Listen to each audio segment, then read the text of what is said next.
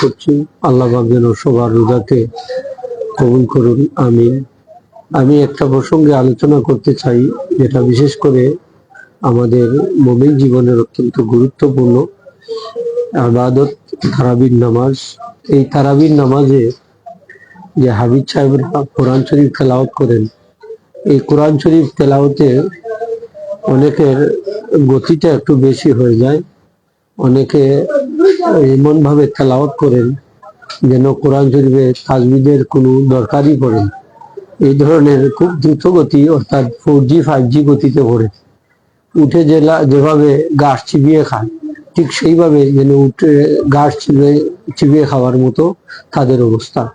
অথচ তাদের জানা উচিত, অনেক কোরআন তেলাওয়াতকারীকে কোরআন শরীফ লানত করে, রুব্বা কারিন লিল কোরআন ইয়ালআনুহু। অনেক কোরআন তেলাওয়াতকারী কোরআন তেলাওয়াত করবে কিন্তু সব পাবে না। তার কারণ কি? এই কোরআন শরীফ তেলাওয়াত করেছেন উনি তাসবিহ ছাড়া।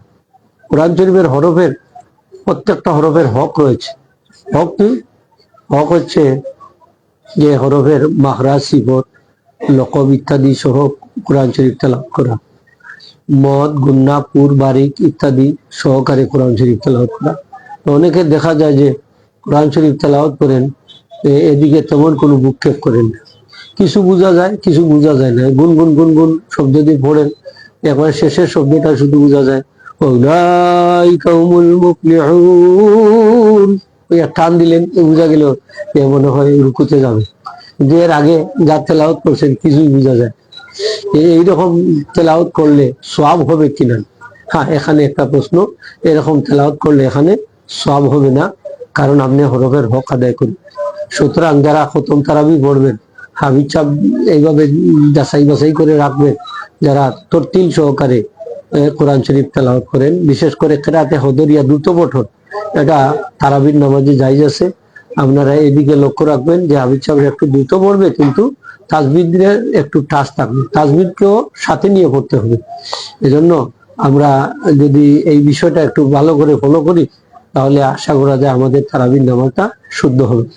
সুতরাং তাড়াতাড়ি পড়ার স্বার্থে আমরা যদি তারাবির নামাজকে কম সময়ের ভিতরে সম্পন্ন করার স্বার্থে আমরা কোরআন শরীফে তেলাওয়াতের দিকে ভ্রুক্ষেপ করি না বা নজরদারি করি না, তাহলে এই ধরনের তারাবির নামাজ পড়ে আমাদের কোনো লাভ নেই। জেনে রাখবেন, যত গতি তত ক্ষতি, যত গতি তত ক্ষতি। যত গতি বাড়াবেন নামাজের ততই ক্ষতি হবে।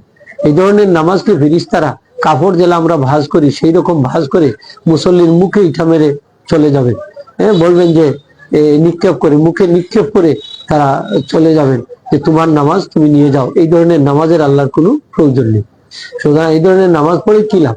তো আমি অনেককে বলে থাকি যে এই ধরনের হাবিব সাহেবদের পিছনে তারাবির নামাজ, এরকম তারাবির নামাজ না পড়ে আপনারা যে ইমাম সাহেবরা সূরা তারাবি অর্থাৎ সূরা দিয়ে তারাবির নামাজ পড়ান, অর্থাৎ তারতিল সহকারে, তাসবিহ সহকারে, তাদের পিছনে তারাবির নামাজ আদায় করবেন, সব হবে।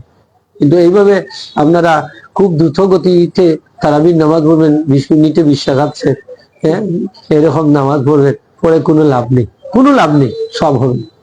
সুতরাং যেহেতু আল্লাহ পাক আমাদেরকে তৌফিক দিয়েছেন এবং আমাদেরকে আল্লাহ পাক এটা সুযোগ দান করেছেন আসন্ন মাহে রমজানে তারাবির নামাজ পড়া, সুতরাং তারাবির নামাজটা আমরা পড়বো কোরআন শরীফে খতমের মাধ্যমে। সারা রমজান শরীফে কোরআন শরীফ খতম করা হচ্ছে সুন্নত।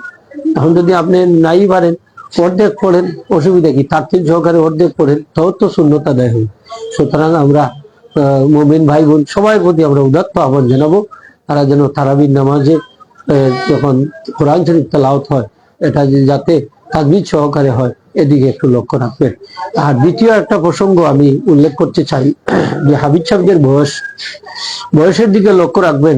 যে হাবিব সাহেবরা যেহেতু আমাদের ইমাম, তারাবির নামাজের ইমাম, সেহেতু তাদেরও বয়স বালিগে, একজন পুরুষ প্রাপ্তবয়স্ক হতে যে বয়স লাগে সেই রকম বয়স তাদেরও উচিত। তবে এখানে একটা কথা এনেছেন, কারিবুল বুলুক, অর্থাৎ 15 বছর বয়স যদি না হয়, কাছাকাছি যদি হয়ে যায়, বালিগ হওয়ার কাছাকাছি, তবুও তাদের পিছনে তারাবির নামাজ হবে, তাদের পিছনে তারাবির নামাজ হবে, অসুবিধা নেই। সুতরাং আপনারা এই দিকেও লক্ষ্য রাখবেন, বয়সের দিকেও একটু লক্ষ্য রাখবেন। আর হাবিব সাহেবদের দাড়ির যে বিষয়টা, যদি দাড়ি না উঠে, বয়স হয়ে গেছে কিন্তু দাড়ি উঠলো না, এতে তাদের এটা তাদের কোনো হাত নেই, হাবিব সাহেবদের কোনো হাত নেই, এটাও বিবেচ্য বিষয়। আর যে সমস্ত হাবিব সাহেবরা দাড়ি উঠেছে অন্তত কাটসাট করে রাখে, কিন্তু তাহলে এদের পিছনে নামাজ পড়া মাকরুহে তাহরিমি, এদের পিছনে নামাজ পড়া মাকরুহে তাহরিমি। আমি আবার বলছি যে হাবিব সাহেবদের দাড়ি এটা অত্যন্ত গুরুত্বপূর্ণ বিষয়। যাদের দাড়ি উঠেছে অন্তত দাড়ি কাটছাট করে রাখেন, তাদের পিছনে নামাজ পড়লে নামাজ মাকরুহে তাহরিমি হবে। সুতরাং হাবিব সাহেবদের দাড়ি দেখেও আপনারা হাবিব সাহেব নির্বাচিত করবেন। আরেকটা প্রসঙ্গ না করলেই না হয়, এটা আমাকে ফোন করে অনেকেই বলতেছে যে মহিলারা তারাবির নামাজ জামাতে পড়তে পারবে কিনা পুরুষের সাথে।